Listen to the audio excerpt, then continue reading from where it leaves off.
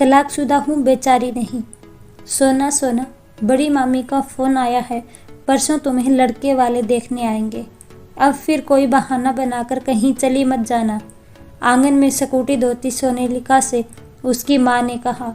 रिश्ते की बात सुनकर सोनालिका का मन खट्टा हो गया और बेमन से वह अपने स्कूटर धोने लगी। स्कूटर धोने के बाद अंदर आई और माँ से बोली, माँ आप क्यों मेरी शादी के पीछे पड़ गई हैं? मुझे नहीं करनी दूसरी शादी। जब एक से ही सुख नहीं मिला तो दूसरे से क्या मिलेगा? सोनालिका की माँ ने कड़क आवाज़ में बोला। क्या मतलब हुआ? एक से सुख नहीं मिला तो दूसरे से क्यों नहीं? माना पहला रिश्ता खराब था, लड़का सही नहीं था, तो इसका मतलब यह नहीं है कि दूसरा भी खराब ही हो। अरे कम से कम अपने बारे में छोड़ के बेटे के बारे में सोचो। अभी छोटा है, कल को बड़ा होगा तो लोग उससे पूछेंगे पापा कहाँ हैं, तब क्या जवाब दोगी? वैसे ही हमारा क्या, आज है कल नहीं। तुम्हारी पूरी ज़िंदगी पड़ी है, अकेली ज़िंदगी काटना बहुत मुश्किल होगा। कब तक यहाँ पर बैठे रहोगी?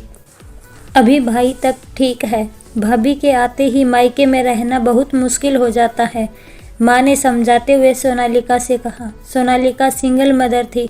उसकी 7 साल पहले राजीव नाम के लड़के से शादी हुई थी। शुरू में सब ठीक रहा, पर उसके बाद उन लोगों ने डिमांड शुरू कर दी और डिमांड पूरी न करने पर उसे मारने लगे। शुरू में सोनालिका सब सहती रही, पर ज्यादती होने पर उसने तलाक लेना ही बेहतर समझा और अपने बेटे के साथ मायके रहने लगी। 3 दिन बाद लड़के वाले आए और सोनालिका को दिखाया गया।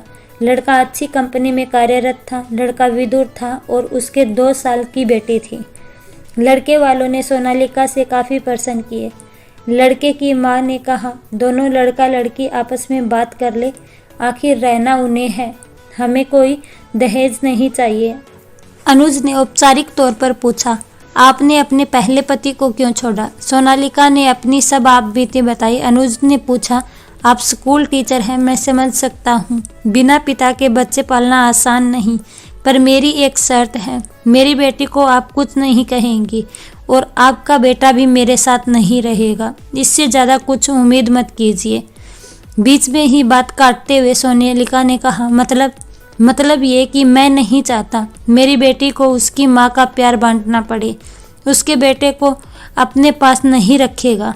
यह सुनते ही सोनालिका ने पैरों तले ज़मीन खिसक गई।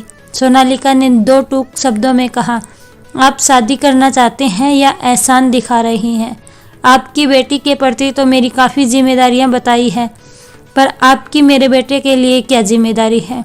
आप तो चाहते हैं कि आपकी बेटी को माँ का प्यार मिले, पर मेरे बेटे के प्रति सोनालिका को सब समझ आते ही वह बाहर आ गई। मैं ये शादी नहीं कर सकती। जो बंदा अभी साथ नहीं दे रहा वह बाद में क्या साथ निभाएगा?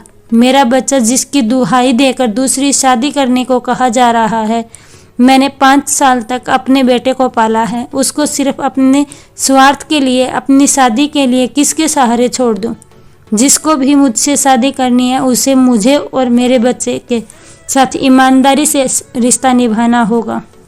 मुझे ऐसी शादी नहीं करनी है। मुझे अकेले रहकर बेटे की परवरिश करने में कोई गुरेज नहीं। हाँ, मैं सिंगल पेरेंट हूँ, मैं अपने बेटे को अकेले पाल लूँगी। मुझे किसी के रहमो करम की भीख नहीं चाहिए। प्लीज़ आप जहाँ से आए हैं वहीं चले जाइए। सोनालिका ने एक ही सांस में सब कह दिया। आज माँ बाप और भाई को अपनी बहन पर गर्व हो रहा था। उन लोगों को समझ में आ गया था, जो रिश्ता शर्तों पर टिका होता है वह रिश्ता लंबे समय तक नहीं चलता और उसमें भावनाओं का अभाव होता है।